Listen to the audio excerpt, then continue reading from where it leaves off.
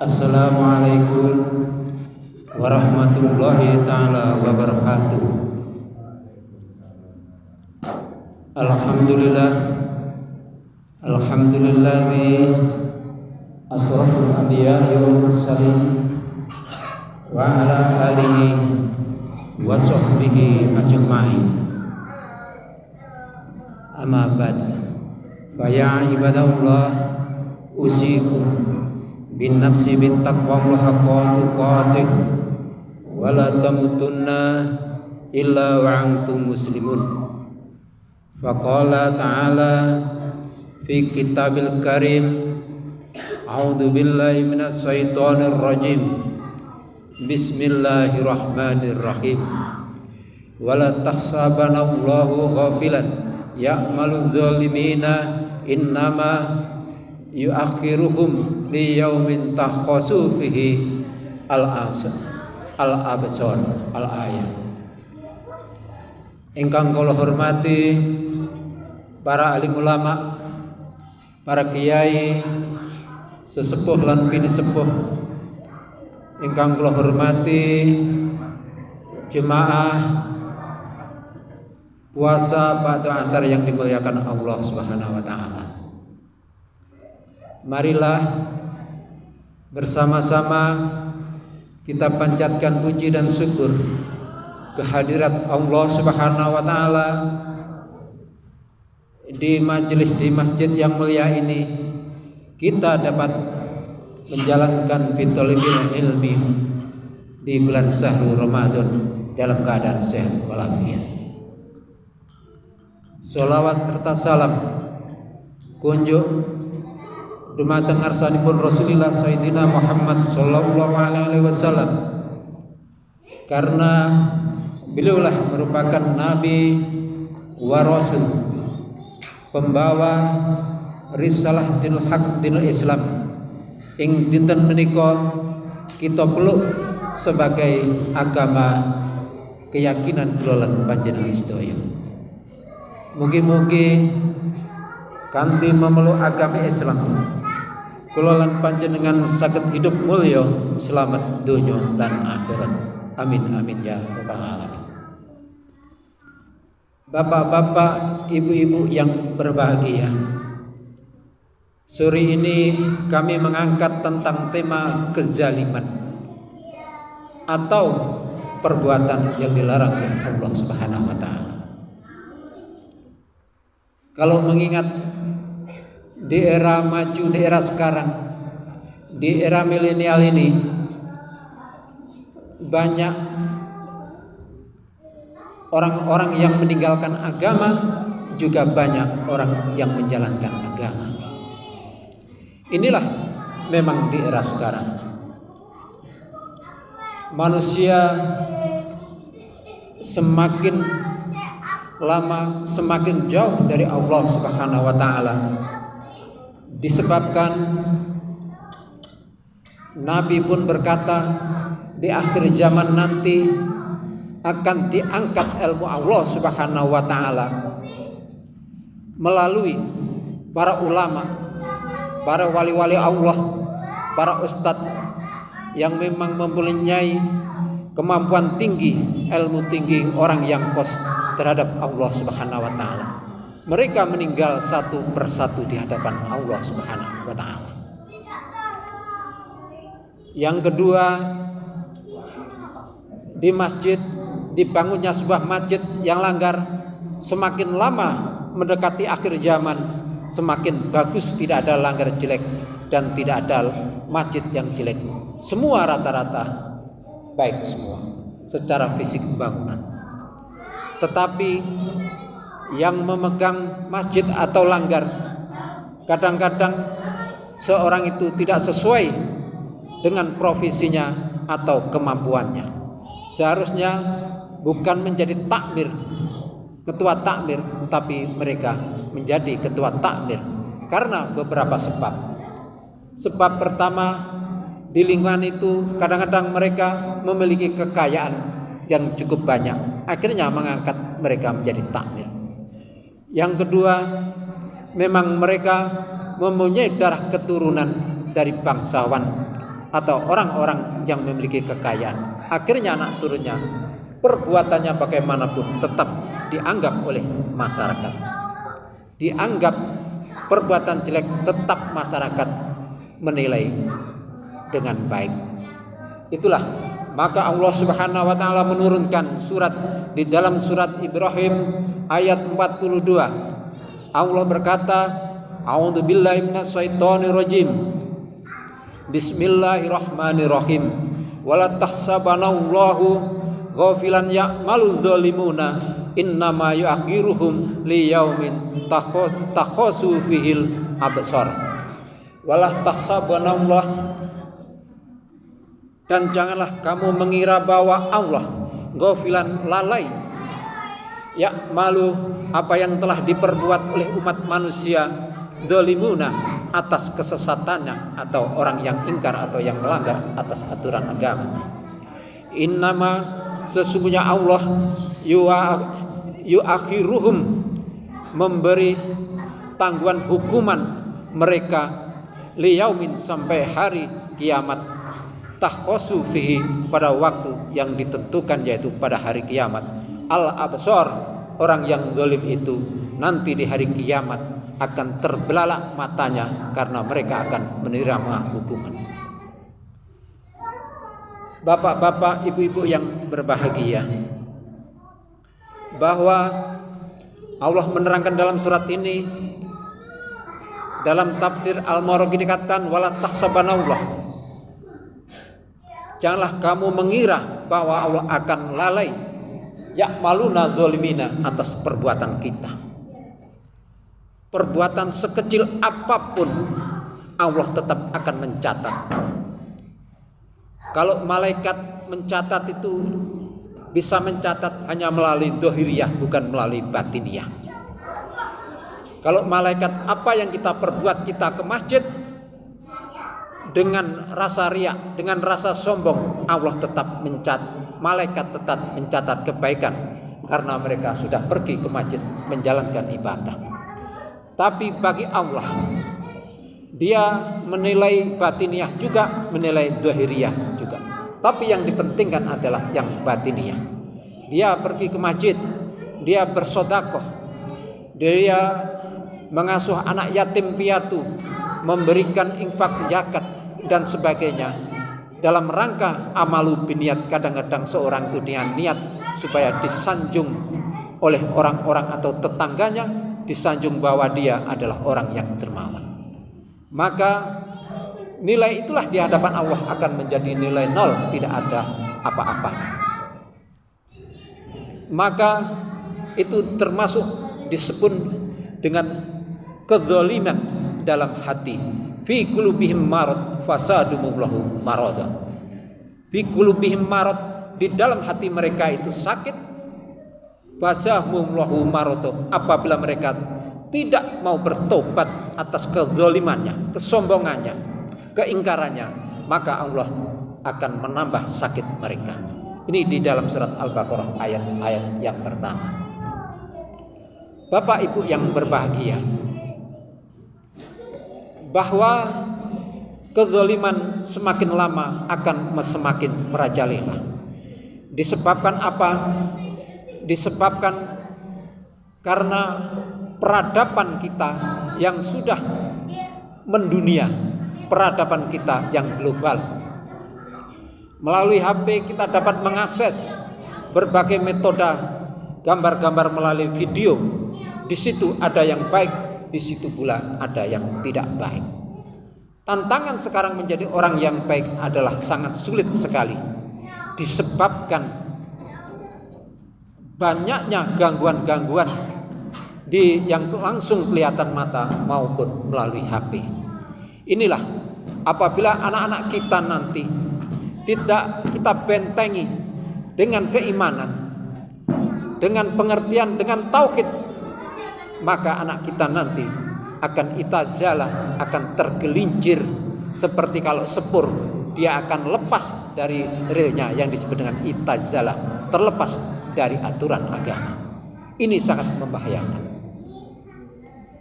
Maka untuk menghindari sebuah perbuatan batil anak itu menjadi anak solihun waladun, menjadi anak yang soleh, hendaklah harus kita tanamkan sejak dini, sejak pagi-pagi, betul sejak kecil kita tanamkan pengenalan tentang agama, terutama pengenalan tentang la ilaha illallah, yaitu tentang tauhid. Karena Nabi Allah SAW ketika mereka menyampaikan dakwah, awal-awal dakwah yang pertama, bukan tentang ajaran sedekah, bukan ajaran sholat, tetapi ajaran tauhid. Bagaimana kita tidak berbuat syirik, kita ingat bahwa Allah itu, bahwa bumi dan langit ini ciptaan Allah, supaya kita bahwa tiada Tuhan selain Allah. Itulah yang kita kenalkan kepada anak-anak kita. Contoh pendidikan sekarang, mengapa anak-anak kita yang sudah balik sekarang sudah banyak berbuat dolim, dolimun bin nafsi, mendolimi diri sendiri, terutama dalam hal perbuatan sholat. Ini pendidikan ini harus kita alihkan kepada anak yang betul, jangan keliru memberi pendidikan kepada anak. Kalau di tempo dulu anak itu diajarkan sholat sebelum diajarkan membaca Al-Quran lewat turutan atau lewat Iqra atau Umi. Jadi yang diajarkan pertama adalah tentang tauhid, setelah itu diajarkan tentang sholat sebelum seseorang itu diajarkan Iqra. Nah, jadi anak ditanamkan sholat itu. Karena apa? Karena sholat adalah as-sholatu imaduddin, sholat adalah tiang agama. Kalau sampai bapak ibu tidak kita tanamkan kepada anak tentang sholatnya dulu, maka anak itu yang paling betul, yang paling baik adalah membaca. Karena yang ditanamkan sekarang adalah membaca. Ini yang terbalik. Justru wajibnya dulu, setelah wajib baru sunnahnya. Sekarang sunnahnya dulu baru wajibnya. Inilah pendidikan-pendidikan yang terbalik. Memang semua itu baik, tetapi kenyataannya pembentukan karakter anak, kedewasaan anak tentang agama, penanam diri pada anak sangat terbalik. Sekarang banyak anak-anak kita pandai membaca Al-Quran, tapi sholatnya bolong-bolong. Disebabkan apa? Disebabkan sejak pendidikan awal bukan sholatnya dulu, tapi bacaannya Iqra dulu. Nah, inilah bapak-bapak dan ibu-ibu, harus kita perhatikan tentang pendidikan anak itu. Karena kezaliman itu bukan harus kita berbuat zalim, sebab perbuatan yang baik bisa menjadikan kezaliman kita.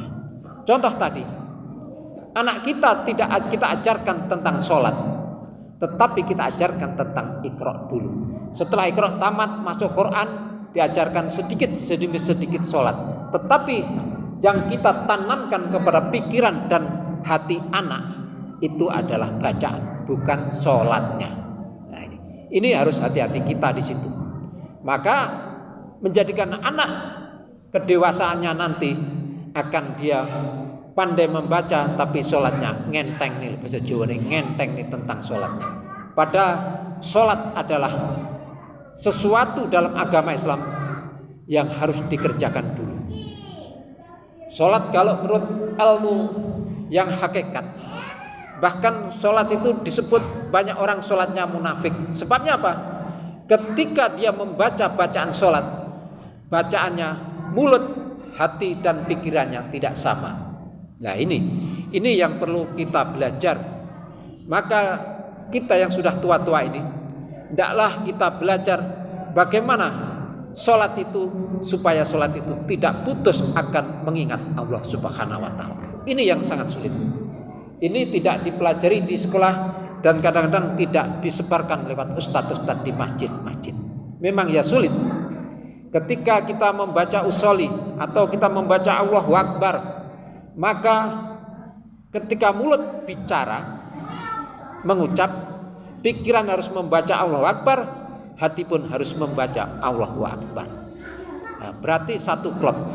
Kalau pikiran mulut membaca Allahu Akbar, Lantas ada orang membawa sepeda motor banter Pak rungone. Tang tang tang tang tang. Nah, kayak sepeda RX. Lantas telinga kita dengar, hati kita sama pikiran kita membaca kayak sepeda motor sopo, sedang kita membaca Allahu Akbar. Maka kata Allah, sholat kamu adalah banyak sholatnya orang munafik. Nah itulah perbuatan semacam itu ya juga disebut perbuatan dolimun bin nafsih, perbuatan yang mendolimi diri sendiri. Memang kajian semacam ini biasanya kajian di Fathul Mu'in ya, kajian-kajian yang memang agak, kalau kita kajian-kajian yang memang agak rumit, perlu pemikiran-pemikiran. Jadi memang mengkaji itu setelah kita mengaji akal, adalah kita mengaji hati. Setelah itu akal kita gunakan supaya dalam setiap perbuatan 24 jam kita tidak jatuh kepada kezaliman. Padahal perbuatan kita itu benar, perbuatan kita baik, tetapi dinilai oleh Allah perbuatan kita ini adalah perbuatan masuk pada perbuatan dolim. Maka antara hak dan dolim kita campur. Talbisu hakol bil batil. Jangan kamu campur adukan antara perbuatan salah dan benar. Nah ini yang sangat membahayakan bagi kita Bapak. Memang dalam agama itu yang paling sulit belajar tentang sholat. Bagaimana sholat kita itu benar secara hakikat dan secara, kalau orang dulu bicara sholat kita itu benar bacaannya dan hati kita itu betul-betul menghadap Allah Subhanahu wa Ta'ala. Itu yang paling sulit. Maka besok di akhirat dalam hadits qudsi diterangkan bahwa ada ulama besok di akhirat, memang itu ulama betul dibagi menjadi dua. Ada ulama suk, ada ulama hak. Pada itu sama di dunianya memperjuangkan agama. Betul-betul punya pondok menyampaikan agama, perbuatannya baik, di mata manusia tidak ada cacatnya. Tetapi di mata Allah yang ulama suk besok masuk neraka, yang ulama hak besok masuk surga. Sebabnya apa? Sebabnya kadang-kadang bapak-bapak, ibu-ibu, kita membuat sekolah atau membuat masjid. Niatnya awal membuat masjid adalah supaya masjidnya ramai nanti orang sholat. Nah ini kita belajar berpikir ya, belajar apa? Kalau kita belajar kitabnya Al-Ghazali apa Pak Sim? Ya Ulumuddin ya. Di dalam kitab Ya Ulumuddin, siapa yang membuat masjid akan dibuatkan rumah di surga. Itu pasti itu. Tetapi orang itu harus mengerti niatnya. Supaya saya mendirikan masjid, supaya masjidnya ramai, orang di kampung ini semua masuk masjid, semua mau sholat semua. Niatnya gitu. Maka di dalam Ya Ulumuddin itu adalah sesuatu kesalahan yang sangat besar, termasuk jatuh pada dzalimun bin nafsi. Karena membuat masjid berkeinginan supaya semua orang mau sholat di masjid, masjidnya ramai. Itu kalau menurut akal memang betul. Tetapi di sisi lain itu salah. Yang betul gimana? Kita membuat masjid dalam rangka untuk bertakwa Allah, untuk bertakwa kepada Allah. Dengan jalan apa? Dengan jalan kita sholat di masjid untuk memakmurkan masjid. Masjid hanyalah sebagai wasilah kita untuk mendekatkan diri kepada Allah Subhanahu wa Ta'ala. Maka kalau kita mengaji bangsanya itu bapak-bapak, ya memang kadang-kadang kita baik, tetapi kita terpeleset akhirnya menjadi ulama suk. Maka itulah dalam ayat dikatakan Allahu ghafilan, Allah tidak akan lalai ya'maluna dzalimun, apa yang diperbuat oleh manusia tentang sebuah kezaliman. Maka Allah tidak akan lalai. Besok di hari akhirat pun besok tetap akan ditagih atas perbuatannya kezaliman tadi. Ini yang sangat berbahaya bapak-bapak, ibu-ibu. Maka kita makin tua, makin sering mengaji, makin sering istilah kita noto ati. Lah noto ati itu dengan jalan apa? Kalau orang ulama-ulama kuno, noto ati setelah sholat kadang-kadang sholat kita itu tidak cukup, karena sholat kita ada yang diterima oleh sebagian, diterima oleh Allah Subhanahu wa taala ketika ucapan kita, pikiran hati kita sesuai dengan ucapan. Tetapi yang tidak diterima kita, bacaan kita, hati mulut membaca, pikiran lain, hati lain, berarti disebut orang munafik. Berarti ketika sholat bacaan itu putus, maka orang sholat dikatakan, kalau orang ngaji dulu itu yo sambung ora, maksud sambung yang Gusti Allah, pedot yang Gusti Allah di tengah-tengah kita sholat. Nah, itulah yang harus kita pelajari. Memang tidak ada seseorang pun seperti kita selama sholat maghrib 3 rakaat itu langsung ingat kepada Allah terus, itu sangat mustahil. Tetapi kalau bisa kita belajar sekuat mungkin, seupaya daya untuk memperbaiki sholat kita. Apalagi kalau sholatnya cepat. Nah itu gimana itu kalau sholatnya cepat itu? Nah itu harus perlu pengkajian ya, apalagi di dalam taraweh ya. Bapak-bapak, ibu-ibu yang berbahagia, yang terpenting Allah yang pertama ini, Allah tidak akan lalai menghukum umatnya di dunia selama dia berbuat zalim. Besok di hari akhirat tetap dihisab, dimintai pertanggungjawaban. Ini diterangkan dalam surat Ibrahim ayat 42. Yang kedua adalah memakan harta dengan cara batil. Diterangkan dalam surat An-Nisa 29, A'udzubillahi minasyaitonirrajim. Bismillahirrahmanirrahim. Ya ayyuhalladzina amanu ila ta'kulu amwalakum ila antakuna tijaratan antaradin minkum. Oh salah. Ya ayyuhalladzina amanu ila ta'kulu amwalakum bainakum bil batil. Ya ayyuhalladzina, hai orang-orang amanu yang beriman, ila ta'kulu, janganlah kamu memakan amwalakum, harta-harta kamu, bainakum di antara kamu, bil batil, dengan cara yang batil. Ini batil, yang disebut batil itu bagaimana? Batil itu adalah sebuah makanan yang kita peroleh dengan jalan haram. Nah ini batil itu apa? Sesuatu hal, makanan yang kita peroleh dengan jalan haram. Itu untuk kita makan, untuk kita berikan kepada anak istri kita, tentu itu adalah jalan yang salah. Otomatis kalau orang dulu ini seperti nanah wuk sing mok kekne manganan karo anak bojomu, lek basa kitabe ngono maknane. Bil batil itu kaya nanah wuk sing dikekne mangan anak bojone. Harta yang batil bagaimana? Tentu harta memperoleh jangan jalan menipu. Nah, contohnya tentu kita hanya menegaskan saja niki pun sumerep sedaya nggih. Dengan jalan menipu. Terus kita petung karo wong, petungnya di sela-sela itu kita menipu.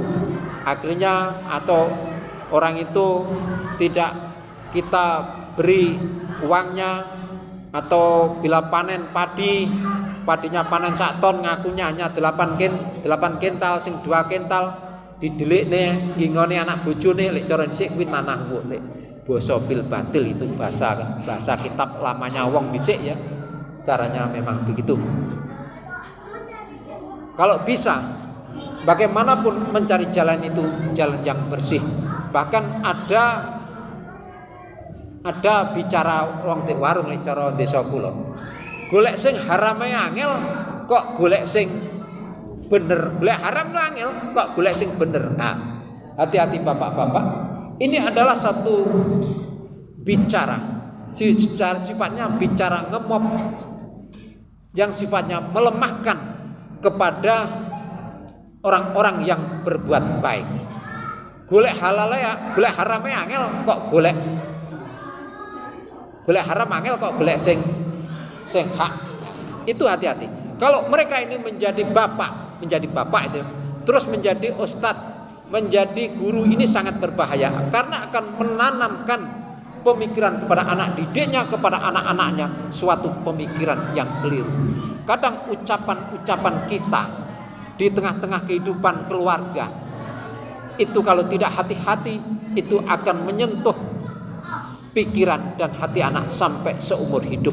Kalau yang kita bicarakan baik, insya Allah akan membentuk karakter anak yang baik. Apa kita yang bicarakan jelek akan membentuk karakter yang jelek kepada anak kita. Kalau sampai mereka menjadi seorang kiai, seorang pendidik, seorang pendakwah, tentu mereka ini akan membahayakan bagi masyarakat banyak. Bapak-bapak yang berbahagia, janganlah sampai kita memakan yang batil. Kelanjutan ayat, ila antakuna tijaratan antarodin minkum. Ila antakuna, kecuali dengan jalan tijaratan, dengan jalan berdagang atau jalan jual beli. Maka di dalam hadis yang lemah, hadis yang dhaif ya, maka Allah itu menurunkan rezeki ke dunia ini adalah 1/6. Tapi hadis dhaif Pak ya.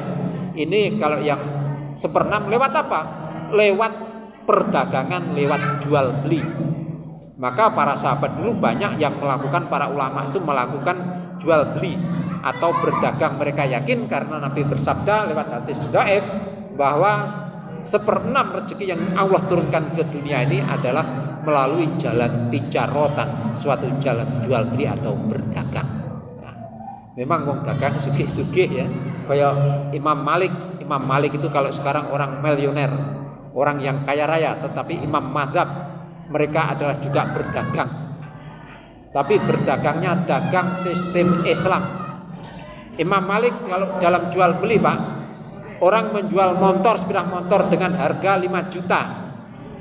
Lantas karena wonge kepepet, orang duwe apa-apa, karena beras habis, semua habis, anak mau bayar sekolah, dijual 3 juta, maka Imam Malik tidak mau. Maka harga standar 5 juta, Imam Malik tetap membeli dengan harga 5 juta. Itulah pedagang hasanah, pedagang yang baik. Jadi para imam-imam dulu, para ulama menyebarkan agama ke tanah Jawa atau dimanapun, rata-rata jual beli, mengadakan perdagangan. Seperti diantara sistem dakwah wali, itu diantaranya salah satunya adalah jual beli, yaitu sebagai pedagang. Yang pertama sistemnya ada 4. 1, kawin silang. Yang kedua adalah membuat pondok pesantren. Yang ketiga lewat dakwah. Yang keempat lewat dakwahnya adalah lewat jual beli. Nah ini para ulama dulu, para kiai, para itu jual beli. Dia merantau sambil membawa dagangan, apa yang bisa dibawa, apa yang keahliannya itu mengadakan jual beli, supaya makannya nanti orang jaluk uang. Kalau uang lek mangane orang jaluk uang, insya Allah kehormatannya akan terjaga. Padha karo awak dhewe nyang warung suwe-suwe ditukokne karo wong, akhirnya martabat kita jatuh, Pak. Kita punya uang dijak koncone mangan tapi ditukokne, martabat kita jatuh. Karena kita sebagai manusia punya martabat, kalau bisa daripada dibelikan lebih baik membelikan. Kalau itu biasa yang harus dilakukan untuk menjaga martabat sebagai pemimpin, sebagai ulama harus begitu. Maka dalam tijaratun, dalam jual beli at-tarodin, harus suka sama suka, minkum, di antara pedagangnya dan pembelinya. Nah itu. Makanya Allah memberikan ayat di dalam surat An-Nisa 29. Yang pertama, kita dilarang untuk memakan harta secara batil, dilarang akhirnya memberi solusi supaya kita tidak dengan jalan memulih jalan yang batil. Lewat jalan apa? Lewat jalan solusinya. Di antara salah satunya itu adalah berdagang. Nah, ini adalah salah satu ayat solusi bagaimana orang hidup untuk mencari ekonomi. Ini adalah salah satunya. Maka di dalam hadis dhaif tadi adalah 1/6 Allah menurunkan rezeki ke dunia ini lewat perdagangan. Apalagi sekarang bapak-bapak sembarang beras muda, sembarang muda, kabeh muda, bayaran ora muda. Nah, bayaran panggah. Sing dibayar ya, sing ora duwe ya malah sami mawon ngoten nggih. Nah, Ini otomatis apa? Kalau di rumah tidak ada beras, di rumah tidak apa-apa, otomatis kedzaliman akan semakin besar. Karena apa? Karena mereka tidak punya apa-apa. Yang penting mereka akan berani menanggung resiko apapun. Resiko apapun. Itu penipuan, pencurian atau perampokan atau gimana bentuknya. Pokoknya bentuknya zalim. Yang penting mereka dapat harta untuk dipakai untuk apa? Untuk menafkahi anak dan istrinya. Ini yang sangat membahayakan. Karena dunia mengendaki begitu. Maka karena dunia berkembang semacam itu, maka ayat 14 yang abad yang lalu Allah menurunkan jalan keluar, yaitu lewat apa? Salah satunya lewat perdagangan itu. Nah, inilah. Jadi orang kalau mau belajar Al-Quran, Pak, belajar walaupun kita terjemah ora iso, bukan dari pondok itu ya. Kita bisa membeli terjemah Depak itu berbahasa Indonesia. Memang ada orang yang mengatakan ojo belajar saka terjemahan Depak, itu terjemahan yang keliru. Lah negara ulama sak Indonesia aja menyatakan betul, ada ulama yang ojo belajar kok kuno. Nah, di antara salah satunya memang ya tidak bisa membaca Arab gandul kalau tidak pernah ngaji di pondok Arab gandul, bahkan kitab gundul pisan ora iso. Sebabnya dalam kitab gundul harus mengerti nahwu dan sorof. Itu harus betul-betul menghafal. Minimal ya sampai mriti atau alfiyah ya. Itu yang harus dipelajari. Maka ya tidak mungkin seorang awam tidak pondok belajar sampai di situ. Supaya minimal belajar agama